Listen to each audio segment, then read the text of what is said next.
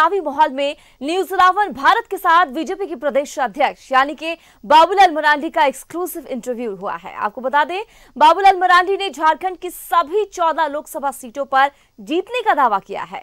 बाबूलाल ने राज्य सरकार के लोगों पर आदिवासी की जमीन हड़पने का आरोप लगाया है। उनका कहना है कि आदिवासियों की बात करने वालों ने आदिवासियों को ठगा है।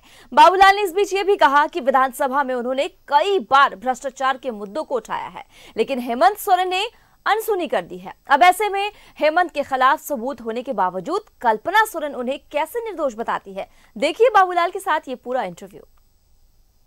देखिए, मैंने बार बार कहा कि पिछले बार भारतीय जनता पार्टी या एनडीए गठबंधन 12 सीट जीते थे, 11 भारतीय जनता पार्टी, 1 आजसू पार्टी। उसके बाद गीता कोड़ा फिर भारतीय जनता पार्टी में शामिल हुई और चुनाव लड़ी, तो कुल मिलाकर के मैं कह सकता हूं कि 13 सीटें। और उसके बाद 1 सीट हमारे खाते में नहीं थी, तो 14 लोकसभा सीट और 1 विधानसभा का उपचुनाव। और मैं कह सकता हूं कि इस बार 14 के 14 सीट भारतीय जनता पार्टी के खाते में जाएगी, गठबंधन के खाते में जाएगी।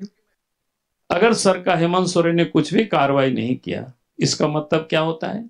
इसका मतलब तो यही होता है ना, आप चिल्लाते रहिए, हमको जो धंधा करना है, चूंकि कमा के उनको पैसे दे रहे थे, हमारा साफ आरोप है।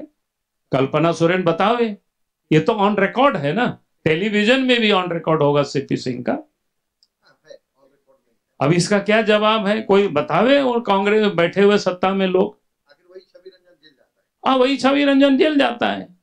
और इसके बाद बोलते हैं कि हेमंत सोरेन को फंसाया गया। दूसरा मैं कहता हूं, ईडी वालों ने सरकार को पत्र लिखा, ग्रामीण विकास को, चीफ सेक्रेटरी को लिखा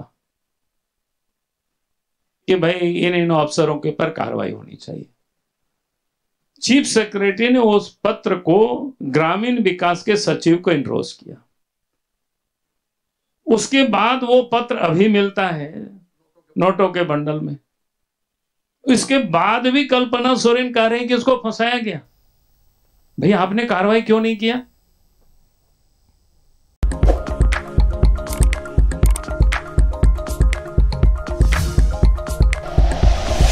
like and share videos, subscribe करें हमारा चैनल और प्रेस करें बेल आइकॉन। न्यूज़ 11 भारत, सच है तो दिखेगा।